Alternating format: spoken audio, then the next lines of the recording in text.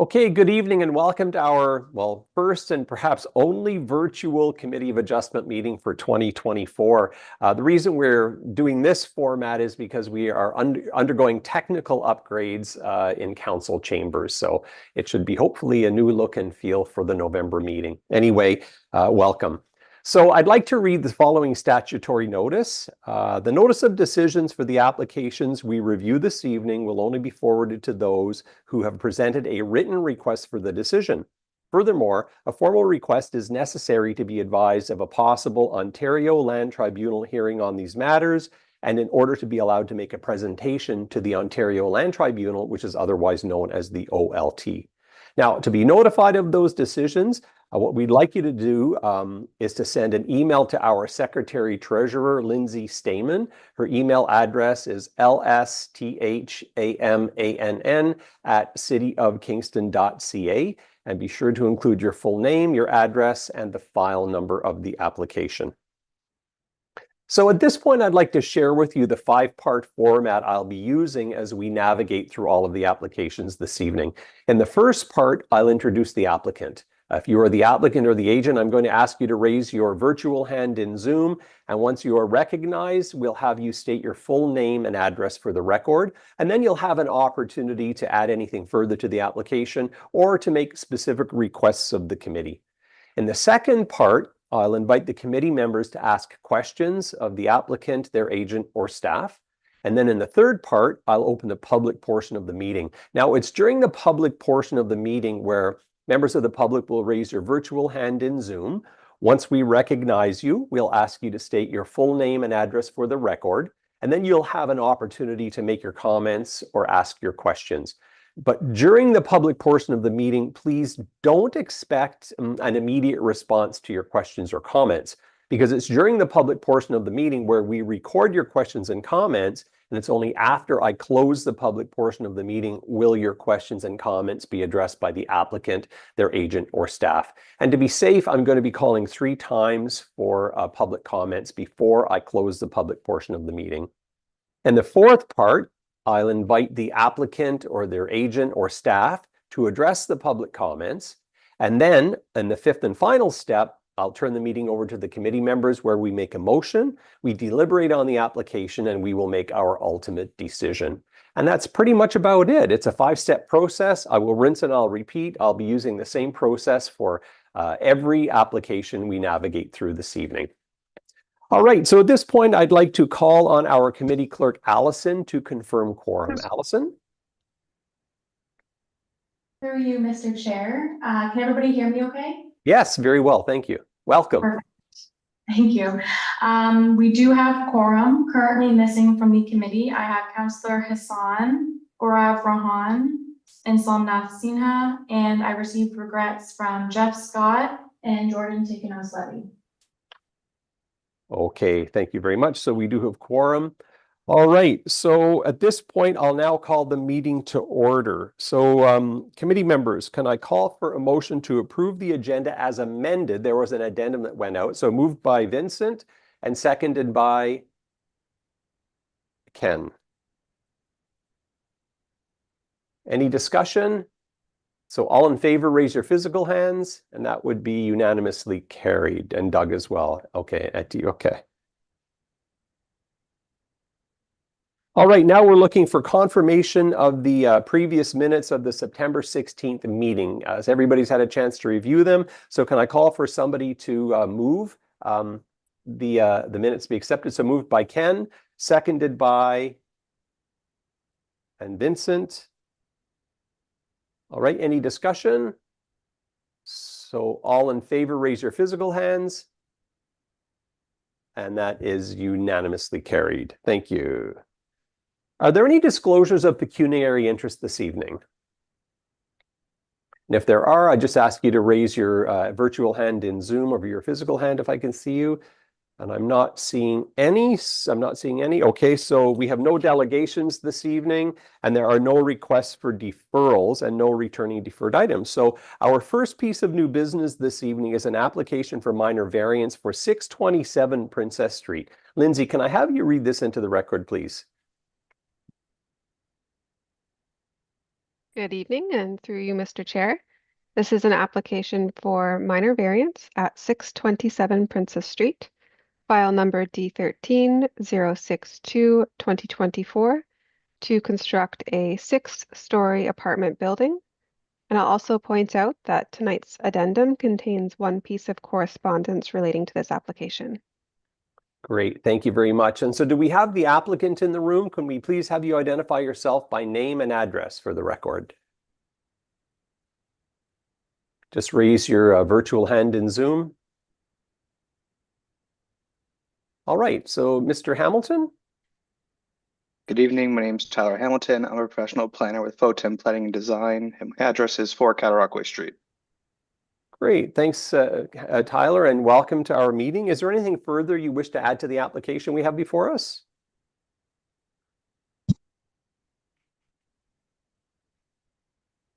There's nothing else I would like to add at this time.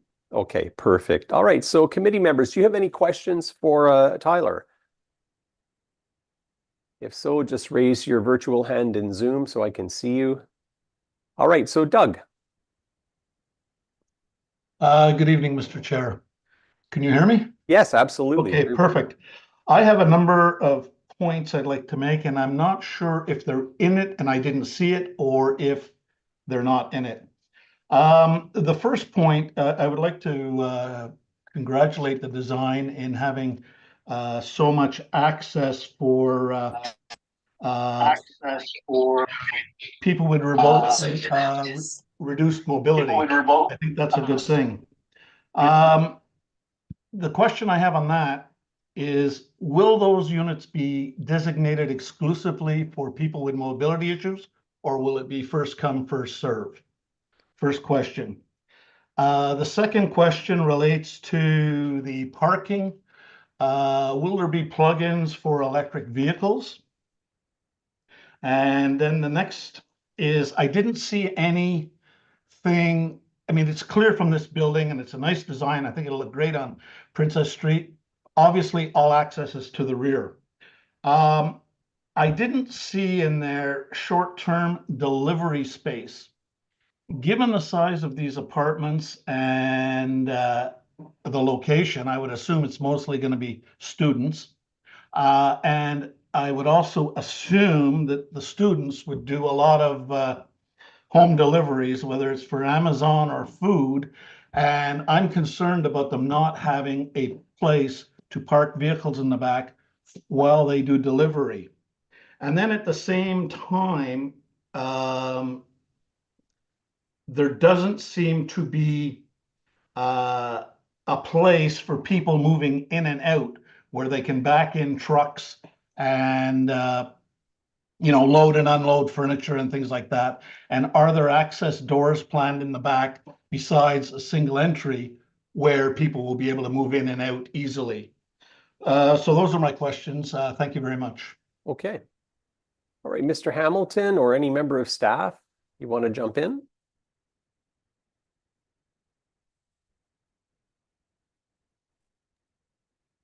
I'd be happy. We'll let Mr. Hamilton start with this, and if staff have anything additional to add, we'll chime in. So I'll turn it over to Mr. Hamilton. Thank you, James, and through you, Mr. Chair. So thank you very much for your comments, and I'm going to start from the first comment and kind of work my way down.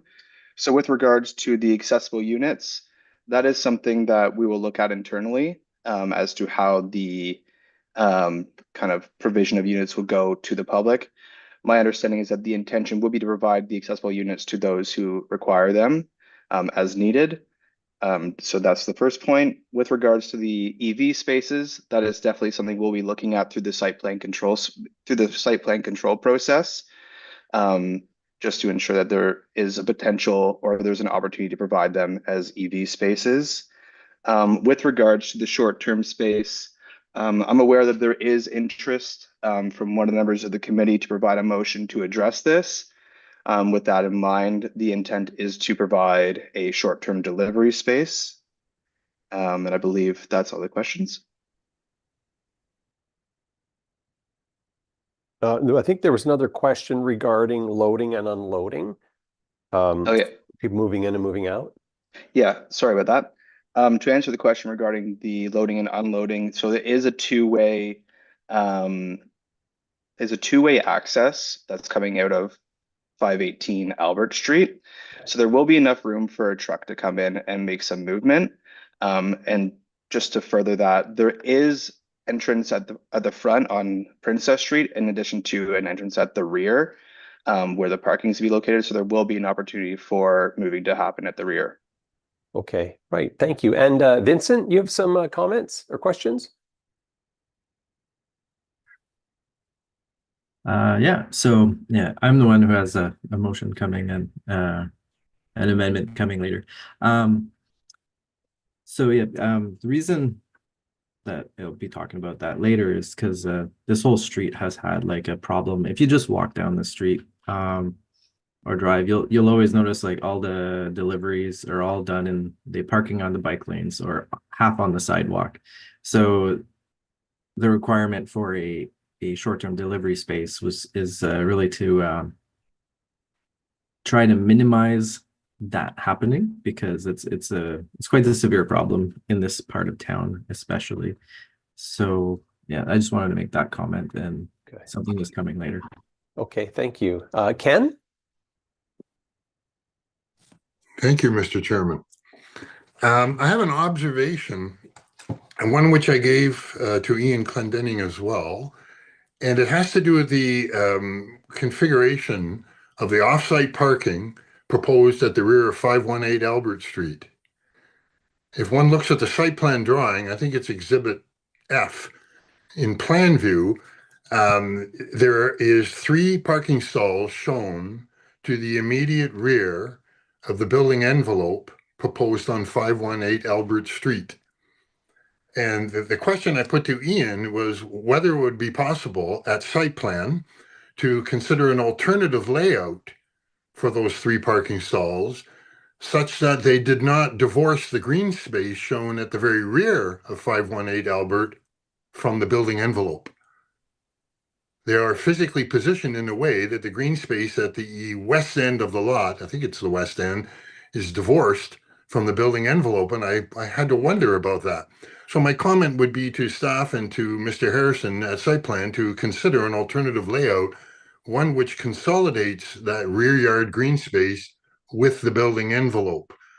If that isn't considered, then the consequence of any future homeowner desiring outdoor space abutting the building envelope on 51 Albert will be at the expense of that building envelope, which I believe is 18 meters deep pursuant to the bylaw.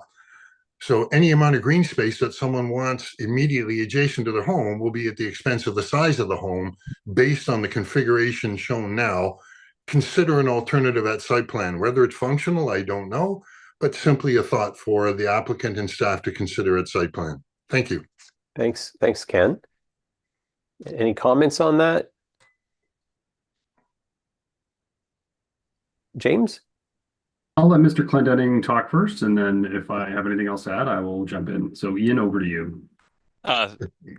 Thank you. And through the chair, I did just want to touch upon the ability for trucks or cars to turn around, both through the easements that were created previously and illustrated on the site plans. They do have a additional area beyond the parking that does allow for turn movements. That's required under the bylaw, and they've provided it in accordance with those. So just wanted to hit on that point, that they have provided essentially a turnaround area, and that laneway is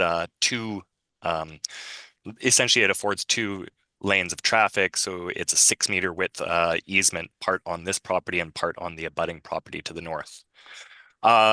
With respect to Member Dakin's comments about the orienting of the green space, of course, we always look to work with applicants to make a workable and usable space. Of course, this being kind of the landscaped open space, happy to work with them to make it as functional as possible. And sometimes that does mean pushing parking to the very rear of the lot, such that people don't have to walk across that asphalt area to get to the green space area.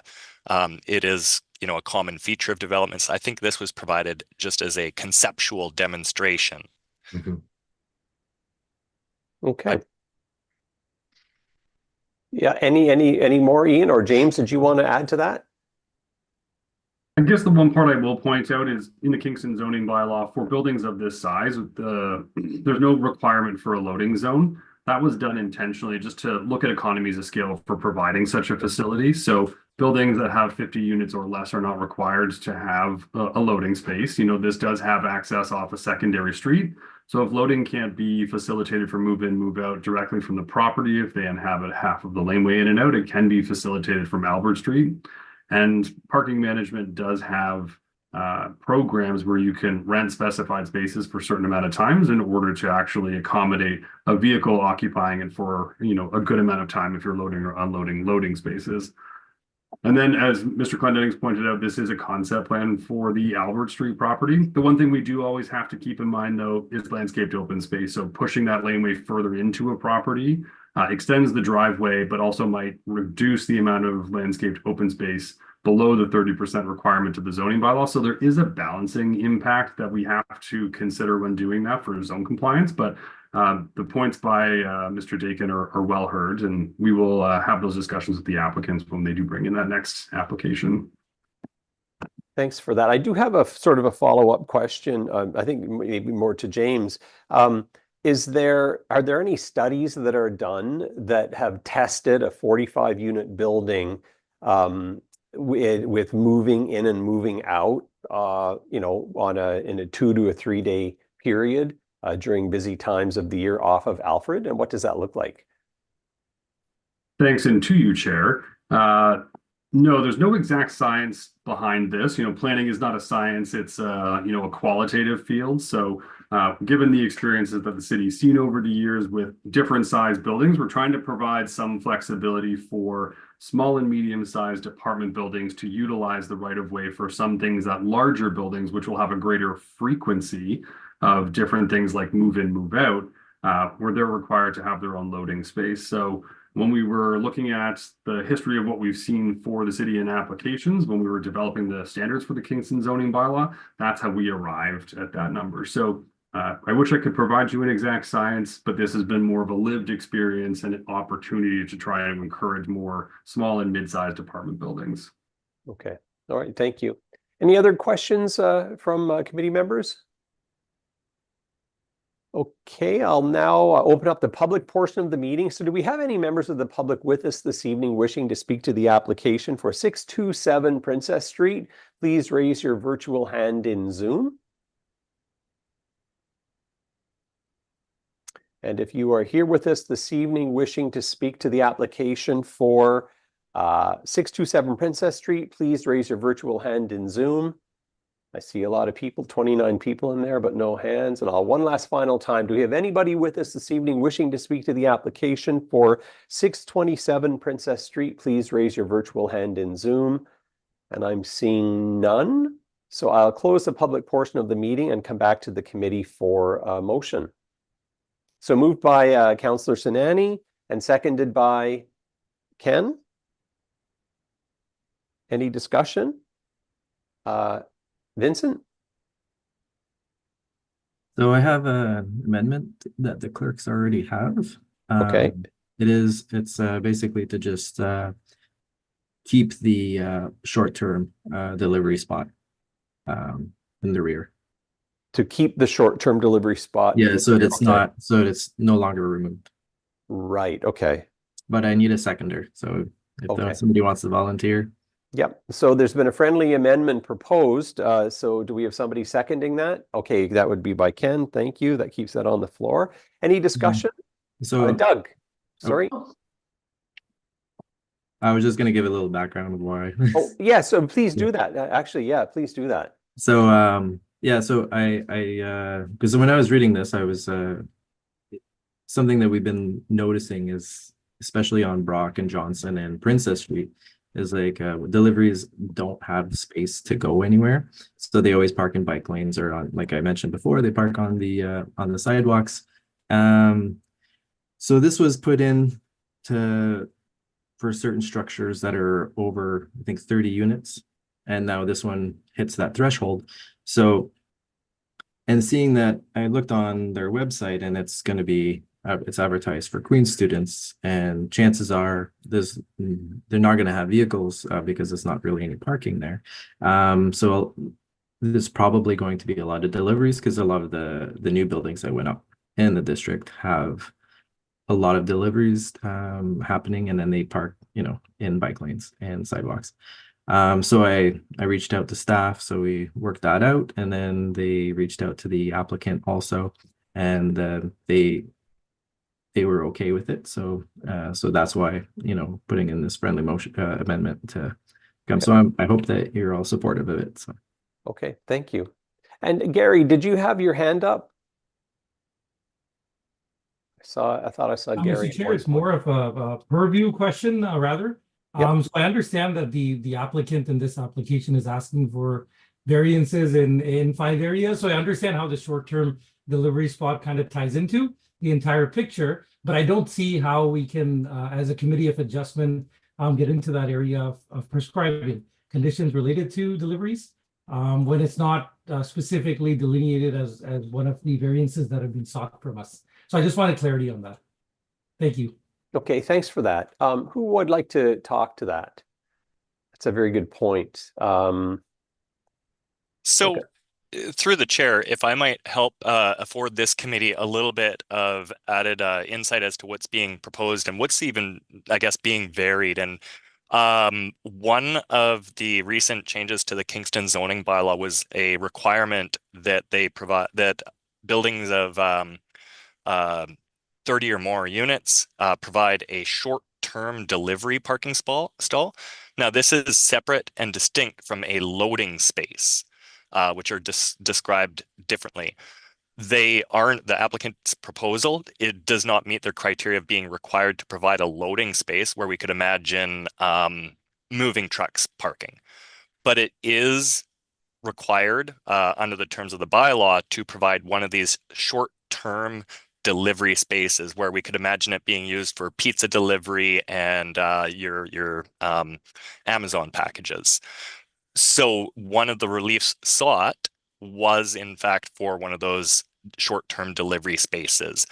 It would be essentially Councillor Sinani's motion that we do not approve that specific relief while affording the others permission. Okay. And Sorry, somebody, through you, yeah. Mr. Chair, if I could just step in for a minute. Before we discuss the amendment, we do need a mover and a seconder for the original main motion. Did I miss that, or do we have a mover and a seconder? That was Vincent and Ken were the original movers, and then Okay. on the amendment we had I believe Vincent and Ken again. Sorry about that. Thank you. Ken? Yes, I get the gist of the amendment, which is to delete the variance or relief from the requirement of one short-term parking space. But what does that mean for the other numerical values in the parking supply and in the variance? For example, are we substituting a one short-term parking delivery parking space and removing an occupant dedicated parking space? I'm not quite sure what's happening to the application, or are we refusing variance number 3, all of the parking variances? I don't think we're refusing it, but I'm not sure what's going on with respect to the impact of the amendment. Good point. We need clarification. Through the chair, there are multiple opportunities for the applicant to address this. Essentially, the parking stall that is currently, say, illustrated and would be required to be provided as a dedicated short-term delivery space. Of course, the plans illustrate the number of parking stalls, and one would now be dedicated for that purpose. Through one of the other variances being sought, they are looking for the ability to provide off-site parking. Mm-hmm. Now, they've already contemplated that it be 518 Albert Street, where they already have an easement. You could imagine a scenario where they could provide that additional parking space on that property, Okay. or even another spot within the 60 meters that the bylaw relief would allow them to provide it on. Okay. It is also their ability to pursue cash in lieu of parking for that one more space. As was made clear in the report, they are looking to do cash in lieu of parking pursuant to our bylaws and the Planning Act for a majority of those regular tenant parking spaces. So this would increase the amount if they pursued that avenue. Okay. Yeah, I guess that would be their suite of options, save and except for rezoning. Does that clarify things, Ken? Oops. Oopsie. I touched the wrong button. Yes, good. So the motion to amend we see before us is the one that Councillor Chinani's put forward. Reduction of 4 spaces. So we end up with 16 spaces and 3 visitor spaces. So that's the deal for parking.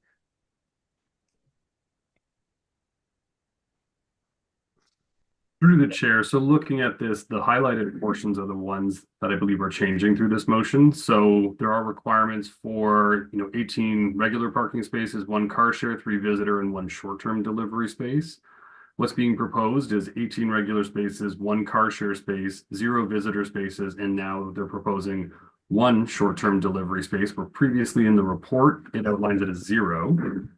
So that's 20 overall spaces. The variances requested are actually now a reduction not of 4 spaces, but of 3, because there will be no parking space reductions, no car share space reductions, a reduction of 3 visitor parking spaces, and no reduction to the short-term delivery space. The applicants have been made aware of this change. I can't speak for Mr. Hamilton, so I can turn that over to him at some point if he wants to, outline something from his client's perspective. But this does provide, surety for the development to proceed to, if it's approved, to the next stage through site plan control, because I understand they are looking at a potential 2025 build time frame, which allows them to move to site plan control. Through that detailed exercise, the variances that are approved are the variances they have to work with. And I believe that they're ready to work with them and provide the spaces in accordance with the zoning bylaw and what's approved through the minor variance, and then also through other mechanisms like cash in lieu. Mr. Hamilton, do you have anything additional to add? Thank you, Mr. Chair. No, James, I have nothing to add. You captured it perfectly. Our intent, we were aware of this. The client was also aware of this, and we're happy to move forward with the amendment as provided. Okay. Gary, did you have one more thing you wanted to add? I just wanted to say I'm in support of the amendment. Okay, very good. Any other comments from committee members before we call for a vote? I see none. So all in favor of all in favor as amended, please raise your physical hands. And 1, 2, 3, I think 1, 2, 3, 4, 5. Okay, I think that's all of us. Yeah, opposed and abstained. Yeah, so we are unanimously carried. Thanks very much, everybody. I think, do you have to vote on the amendment and then vote on the whole thing as amended again after? I don't know. That's a question for the clerks, I think. Yeah, Allison. That's wise. Thanks. Through you, Mr. Chair, yes. So if you were voting on the amendment there, so you'll now go back to the main motion as amended and do a vote on that. Okay. So everybody will go back to our main motion that was presented as amended. That was moved by Vincent and seconded by Ken. So all in favor, raise your physical hands. 1, 2, 3, 4, 5. Yeah, so that's unanimously carried. Thank you. All right. So the next file we have is item 10.2, which is an application for permission, 196 Concession Street. Lindsay, can you read this into the record, please? Through you, Mr. Chair, this is an application for permission at 196 Concession Street. The file number is D13-067-2024, and the variance is to increase the number of residential units within the existing legal non-conforming apartment building from 11 units to 12 units. Great, thank you. And do we have the applicant with us this evening? If we could have them identify themselves by raising their virtual hand in Zoom. We'll bring you in. And then have you identify yourself by name and address, please. So that's Atif.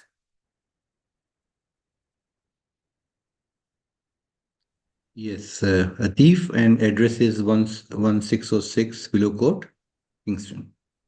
Great, and welcome. And is there anything further you wish to add to the application before us? All about nothing more than what I've requested. Okay, very good. So I'll now turn it over to the committee members. Do you have any questions for the applicant or for staff? Please raise your virtual hand in Zoom. And I am seeing none, so I will open the public portion of the meeting. Do we have any members of the public with us this evening wishing to speak to the application for 196 Concession Street? Please raise your virtual hand in Zoom. I see one hand up in the attendees section. Artem Bogachuk. Good afternoon. I just wanted to introduce myself also. My name is Artem Bogachuk. I'm supporting a TIF with the construction portion of this project, and I'm here to provide any support or answer any questions if there are any from a TIF side. Thank you. That's very kind. Thank you very much for that. Okay, are there any other members of the public here this evening wishing to speak to the application for 196 Concession Street? Please raise your virtual hand in Zoom. And my third and final call, if you're here to speak to the application for 196 Concession Street, raise your virtual hand in Zoom. I see none, so I'll close the public portion of the meeting and come back to the committee for a motion. Committee members, so it's moved by Vincent and seconded by Ken. All right, any discussion? All in favor, raise your physical hands. And I don't see everybody here on my... So if I can get you to raise your virtual hands, I'm not seeing all committee members on my screen, unfortunately. 1, 2, 3, 4, 5. So unanimously carried. Thank you. Sorry for the technical glitch. All right, our next application is agenda item number 10.3, which is an application for minor variance, 29 Railway Street. Lindsay, can I have you read this into the record, please? Through you, Mr. Chair, this is an application for minor variance at 29 Railway Street, file number D13-066-2024, to permit 2 30 square meter accessory storage buildings. Okay, and do we have the applicant in the building with us? All right, we have Mark Levac. Oh, Mark Levac, welcome. I'll just get you to state your full name and address for the record, please. Thank you, Mr. Chair. Full name Mark Levac. Address is 25 Railway Street in Kingston. Great, welcome. Is there anything further you wish to add to the application or any requests that you have of the committee? No, there is not, Mr. Chair. Okay, all right, so I'll turn it over to the committee members. Do you have any questions for the applicant? Doug, I see your hand raised. Sorry, I didn't take it down. Okay. That's okay. Committee members, do you have any questions for the applicant? I'm not seeing any at all, so I will open the public portion of the meeting. Do we have any members of the public with us this evening wishing to speak to the application for 29 Railway Street? Please raise your virtual hand in Zoom.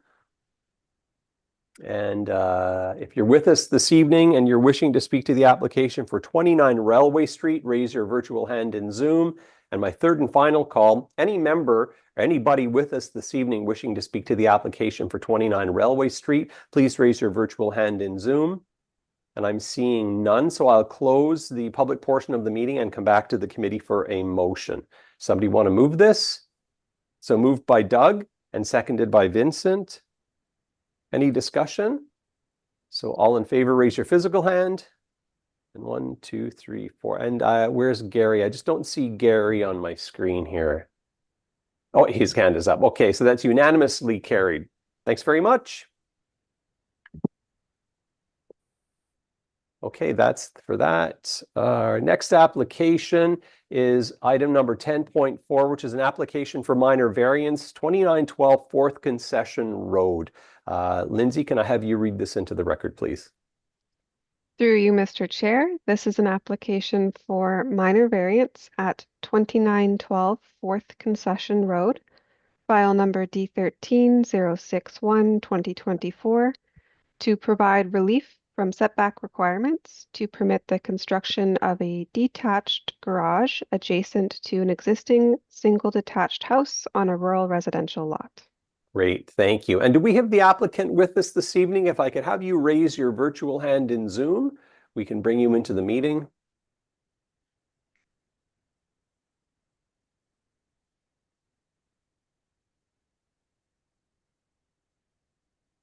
Do we have the applicant with us this evening or their agent?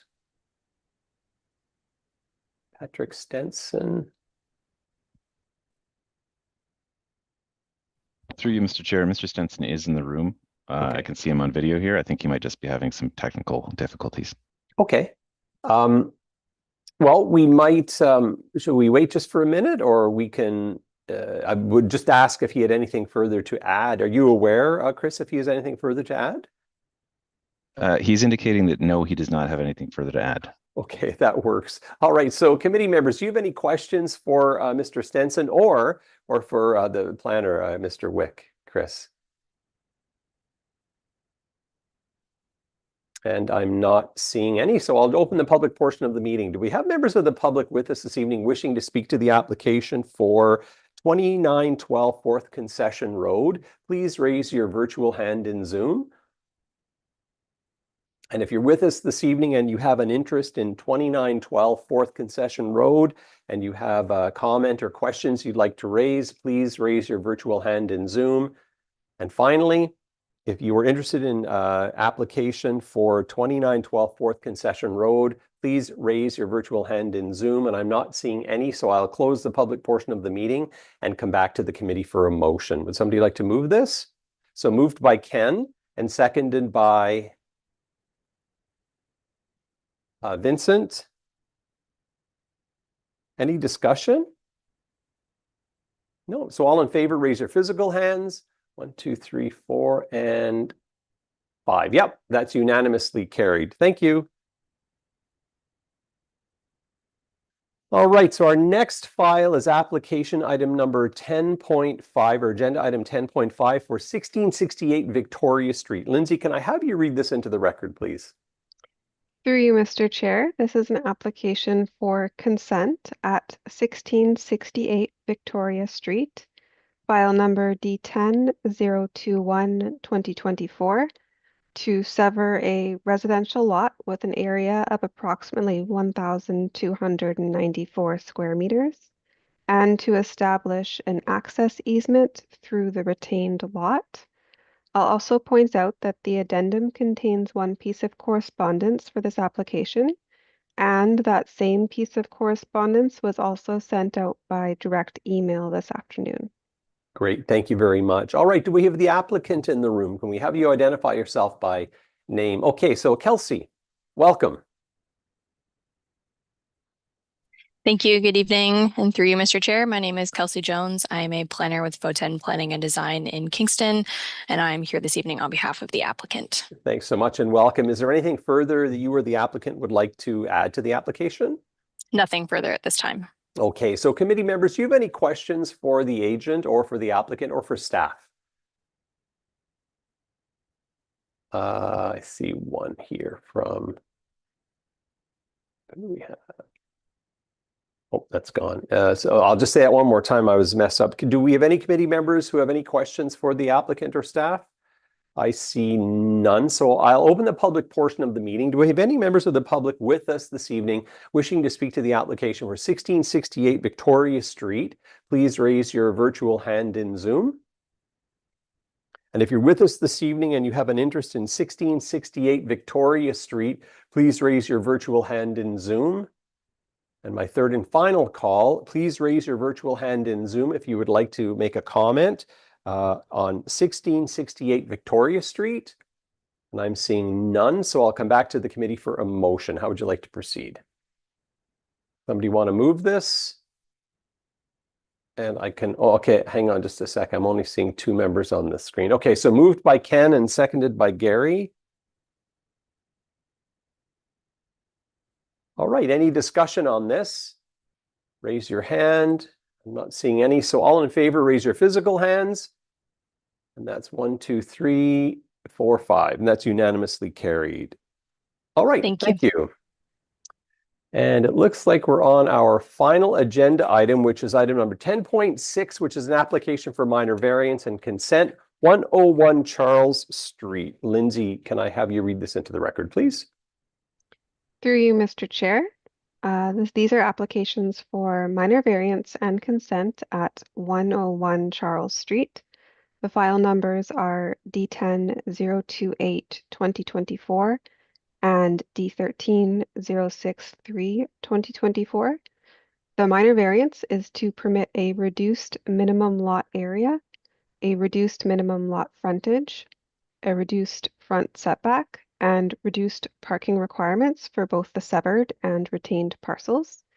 The consent is to sever a 165 square meter parcel with 4.5 meters of frontage and to retain a 165 square meter parcel with 4.5 meters of frontage, and to create a new easement over 103 Charles Street in favor of 101 Charles Street. Tonight's addendum also contains 2 pieces of correspondence relating to this application. Okay, thank you. And do we have the applicant with us this evening? We could have you raise your hand, a virtual hand in Zoom. We can bring you into the meeting.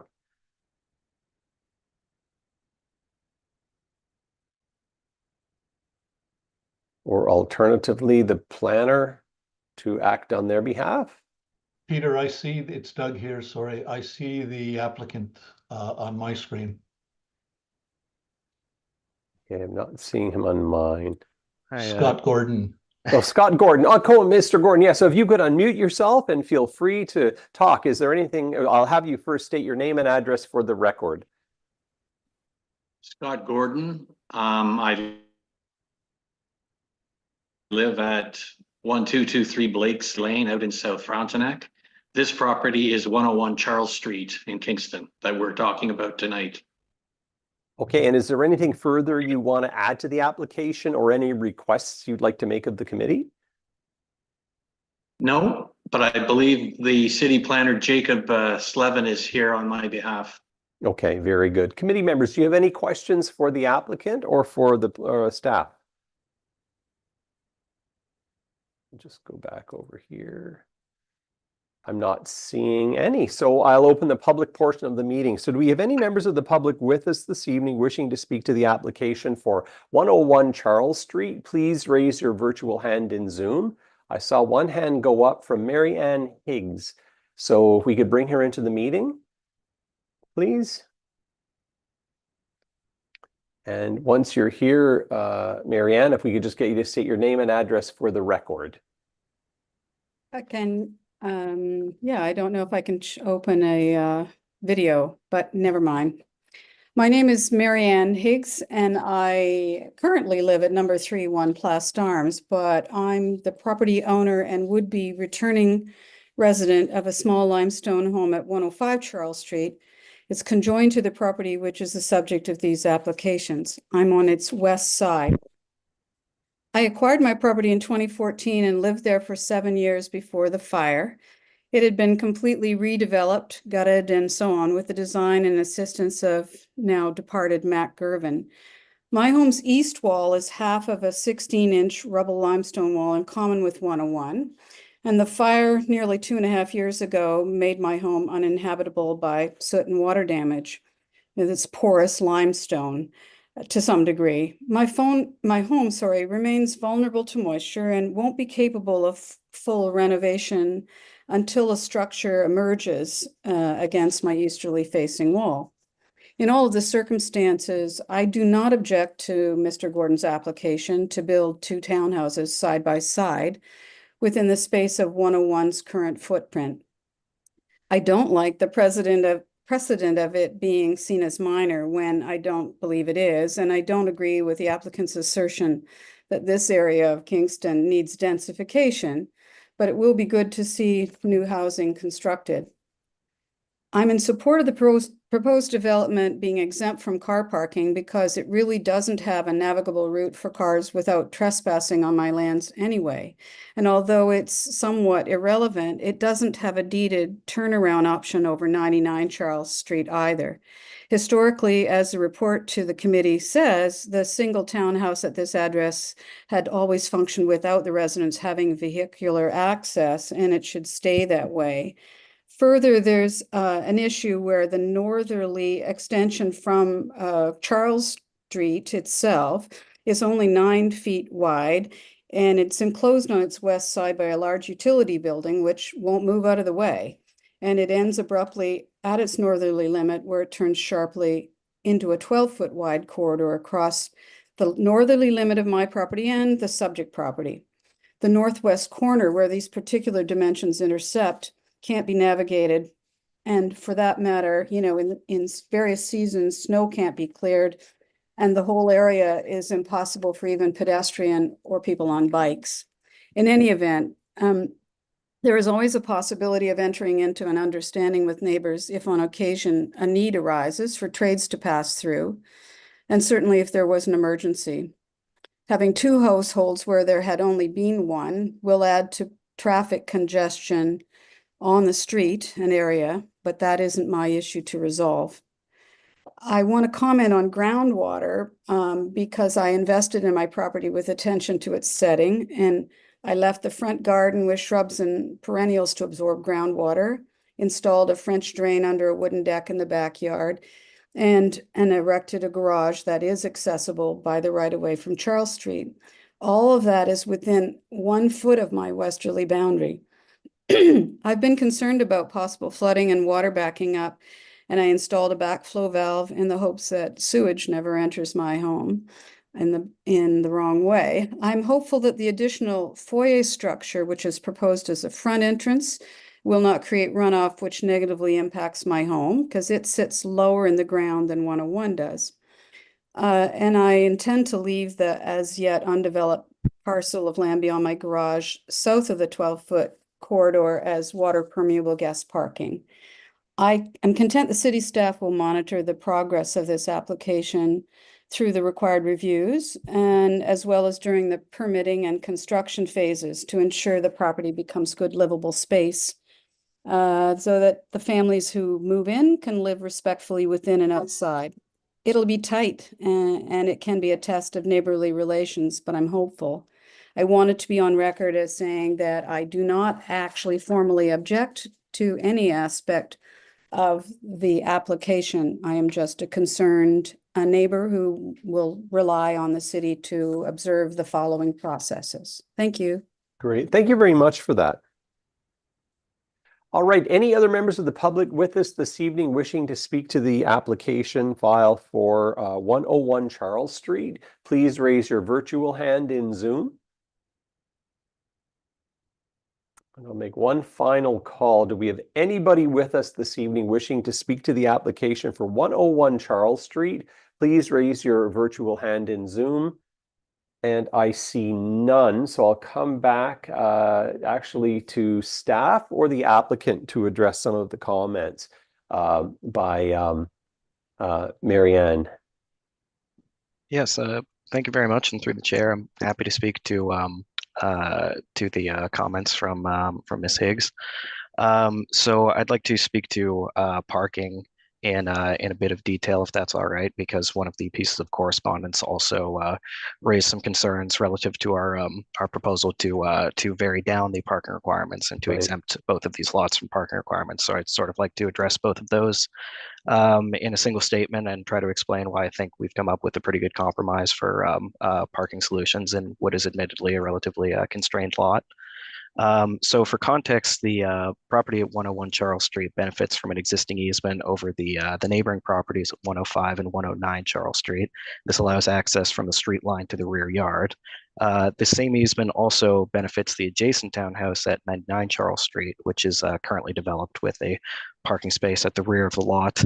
And this parking arrangement was actually approved by a committee of adjustment following a recommendation from planning staff just last year in 2023. Now, we do want to acknowledge that in the case of both 99 and 101 Charles Street, this easement hasn't been used for parking access for some time. However, since there is an existing easement which grants access to the rear yards of both properties, despite the fact that neither 99 nor 101 Charles Street did use this easement to facilitate parking access, it could have been used for this purpose at a previous time. However, following discussions with the owner of 105 Charles Street and taking into consideration some of the practical concerns regarding how parking would function given the narrowness of the easement and the the tightness of some of the turns that would be required to make this parking arrangement function, we did decide to take the approach of adding an additional variance to this report, which would exempt both the severed and retained lot from the requirements to provide a parking space. So I will mention that the rear of 101 Charles Street is in fact sufficiently wide to accommodate 2 side-by-side parking spaces. The minimum width requirement is 2.6 meters for a parking space, and there is enough width at the back to accommodate both of these. The right-of-way length is not to the current standards of the zoning bylaw, but since it is a long existing easement right-of-way, we'd consider it non-conforming, legal non-conforming in terms of its legal status. So while from a planning perspective and a zoning perspective, this parking arrangement is permissible, we recognize that there are some more practical functional constraints regarding this. However, given the location of this property, with its proximity to commercial spaces, express transit routes, city parks, staff truly feel that this can function with or without parking space. If their future residents were to eventually inhabit or own these properties without owning a car, they would be able to meet their kind of daily transportation needs either by walking, use of city transit, or use of bicycles, given the location of the town and its proximity to numerous amenities. So what we've done with this minor variance application to relieve the parking requirements is sort of to allow flexibility for working this out at some point in the future. I understand, based on previous conversations with the applicant, that the intent is to sell both of these lots at a certain point in the future. So so the question of whether parking will in fact be provided is something that will be resolved at a future date. But the approach that we're taking in the here and now is that it will allow for parking to be provided following future conversations with the neighbor if this is the approach that's decided upon. But also if there isn't parking provided, we think this will be functional as well. Regarding if parking were not to be provided, it may be that there would be some additional parking on street for Charles Street. This, of course, would not be a year-round solution due to the wintertime parking ban. But at an absolute maximum, this would only be 2 additional cars parking on Charles Street. So this would not be considered a very large increase or anything that would push beyond the capacity of what Charles Street could maintain. And I'd also like to mention that there's a separate option for parking where there is a private parking lot at 568 Bagot Street, which is less than a 200-meter walk from the subject property. And this could provide parking options for a future vehicle owner who did not want to use the rear parking option. So there's a variety of options, and we've sort of created possibilities for any of those to be employed. And we hope that at a future date, this will be able to be worked out between future and current residents in the neighborhood. Okay. I did notice that at the very end of the application, it looked like the applicant had indicated 2 parking spots at the rear of the property. However, the application, the variance is only to have 1 parking spot and not have 2. Am I reading that correctly?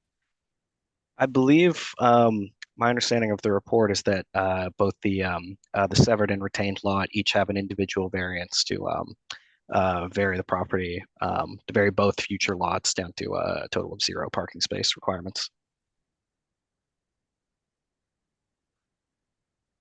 Sorry, I'm just double checking the wording of the variances there.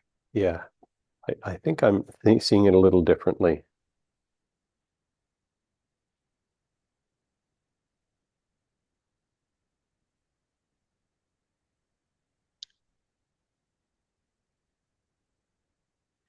So yeah, so I just draw your attention to variances number 4 and 8 in the report. It mentions for both that there's 1 required parking space, 0 parking spaces are being proposed. So a variance of 1 parking space going from 1 to 0 is requested for both the severed and retained lots. Right, which eliminates the ability to park on the property. Well, it doesn't necessarily so much eliminate the ability to park on the property, but it eliminates the requirement to have, because just following the zoning in the strictest sense, I see. Creating each of these would require their own parking space, and we're giving it that option. They would still have the flexibility in the future to add a car. Okay. That's right. Got it. Okay, thanks for that. Thank you. All right, Ken, you have a question? Oh, you're muted. Thank you, Mr. Chairman. Just an observation. I understand the intent and the objective of the minor variances with respect to parking, and I agree with them. I think it makes sense. My one observation is in dealing with the options for parking, the application suggests that 2 cars can be parked, 1 on each of the very rear of the 2 proposed lots. And to me, that makes sense. If you consider the functional aspect of a layout of trying to put 2 cars back there, you could probably get them in, but you might have a little difficulty getting the car on 101 Charles Street out. And as Ms. Higgs seems to observe, the property lacks a right-of-way. 101 lacks a right-of-way over 99 Charles Street. So I'm not quite sure how you would, in the future, well, let me reword that. Certainly, the owner of 101 will have to negotiate with 99 to obtain access over their right-of-way to permit the vehicle on 101 to be reversed out of 101 in order to exit out to Charles Street facing forward. And that's a matter between future landowners. I understand that. You made that very clear, Mr. Slevin, that these types of things can be sorted out, but there's certainly going to be some discussion between neighbors when it comes to ingress egress by vehicles from these 2 proposed lots. Thank you. Okay, thanks for that. Yeah, that's a good take. Any other comments from committee members?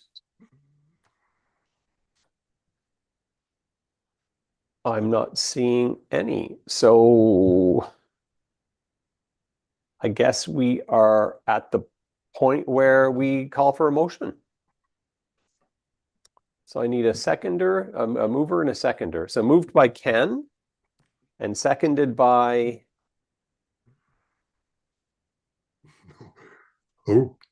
by Vincent. Well, we have to get it on the table. We always do. So any discussion? There might be some jaunty discussion here before we take a vote. Any discussion on this?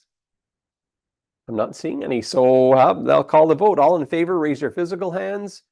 That's 1, 2, 3, 4, and 5. Yeah, it's unanimous. All in favor. It's carried. Thanks very much. Okay, so that's the end of our business items. So moving on in the agenda, item number 11, we have no motions, no notices of motions, and one piece of other business that was brought up in the addendum you received is a piece of correspondence from committee member Perkins. And I don't know, Doug, if you want to speak to this, give a bit of background. Yes, thank you. Thank you, Mr. Chair. This is an attempt by me to put some questions down based on some of the decisions we've made over the last few months that I'm wrestling with, and some of the decisions I've made over the last couple of months. And I understood that it's not possible for the committee to have a closed meeting together So I believe the best format is to have a discussion between the committee and the staff together. And I propose these questions be presented to staff today and to the other members of the committee. And I'm sorry I didn't send them to you in advance. I wasn't sure on whether I was supposed to or not. And they could be included in the agenda for the next committee meeting, where we put aside some time for discussion between the city and the committee. And also, if any other committee members in the next couple of weeks get other questions they'd like to add on the list. There are several of us who are new in the past year. So as we evolve on the committee, I believe it's better to have a sort of training interaction that'll make better decisions for all of us going forward. Thank you, Mr. Chair. Okay, thanks very much for that. And has everybody, the committee members, have you had an opportunity to review I think it was the final letter in the addendum? Gary, you have a comment or question? Thank you, Mr. Chair. I support what Doug is suggesting. I would propose, if at all possible, to park this as a notice of motion type of item and maybe plan something for the next meeting and give others who are not here actually an opportunity to actually chime in if they have any questions or concerns in regards to how things are going. I have my own as well.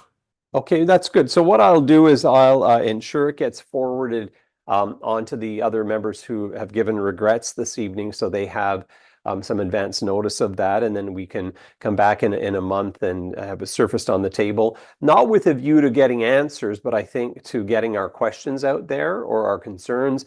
I think to open the dialogue. I certainly don't want staff or the city to be felt like they're put on the position where we're looking for information right away, but I think they certainly need an opportunity to put together thoughtful responses. So that's good. And I'd like to thank Doug for spearheading this. And I know other members have been reached out to me with similar concerns. So so if everybody, Ken, you have a comment? Yes, and I want to thank Doug for taking the time to put the questions together. I think it's great, particularly because they're focused on understanding and learning what happens after the committee makes a decision. And I think that the committee will benefit greatly by the experience of staff in dealing with appeals at the Ontario Land Tribunal, the role that staff have, the city solicitors, applicants, and so forth, where they do have a role, if they have a role. It really depends on the mix of circumstances, who's appealing, why, and so forth. I think it'll be enlightening. Thank you. Yeah, thank you. Thanks for that. And I echo all of that. So thanks again, Doug, for bringing that up. And committee member, anybody else want to chime in before we move on? We'll certainly have an opportunity over the next couple of weeks to do so, but I'm not seeing any raised hands. Oh, Vincent, yes. No, I agree with this. I think it's good to know what all the process is and then what happens afterwards. Because I know, like, I've been on this committee for 4 years before being on council, and sometimes you don't know what happens afterwards. But now I know. But it's like knowing what I know now. It would have been good to have known, like it would made the process like more understanding. It would have been a lot better. I find. Good. It gives a greater context for sure. Yeah. Thanks for that. And James, you have your hand up. Thanks, and through you, Chair. I have been talking with clerks about the most appropriate venue to bring this forward in and the most appropriate format. We are going to look at a report to answer these questions, to give you the information that you're looking for in this. And when I'm thinking about timelines, the November Committee of Adjustment meeting, I'm already reviewing reports for that one. So I don't think we'll be able to comprehensively answer and respond to all your questions for that meeting.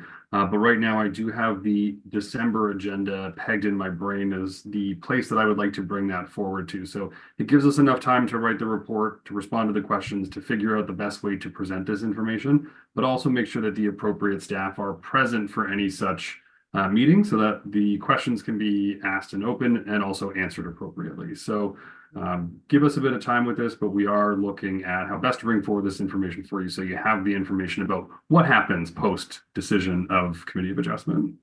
Great. Thanks for that, James. I really appreciate that. Doug, follow up. Thank you, Mr. Chair. can we have a procedure here? I would assume it goes through the committee clerk, that any other questions coming in from committee members be coordinated and circulated to all the other partners, and of course, the city as well. Very good point. Allison, would you be okay if all questions from individual committee members made their way through your office first? And then would you be able to forward those on in some fashion to all committee members? That's a problem. I can suggest a slightly different route, but I'll put that out there first. For you, Mr. Chair, that would be fine. If committee members have anything to add, I would be happy to take that and coordinate with planning. Okay, that's very good. Thanks for doing that. Okay. And if that does become a problem, let me know, and then we'll have a different solution for that. Okay, any other questions or comments on this item? And I'm seeing no hands up. So the date of our next meeting is on Monday, November 18th, 5:30 p.m. So now we are, and that will be held in council chambers, I'm to understand. Yes, okay, so unless otherwise notified. So now we're looking for a motion to adjourn. So moved by Vincent and seconded by Doug. All in favor, raise your physical hands. And that's unanimously carried. Meeting is adjourned at 6:35 p.m. Thanks, everybody, and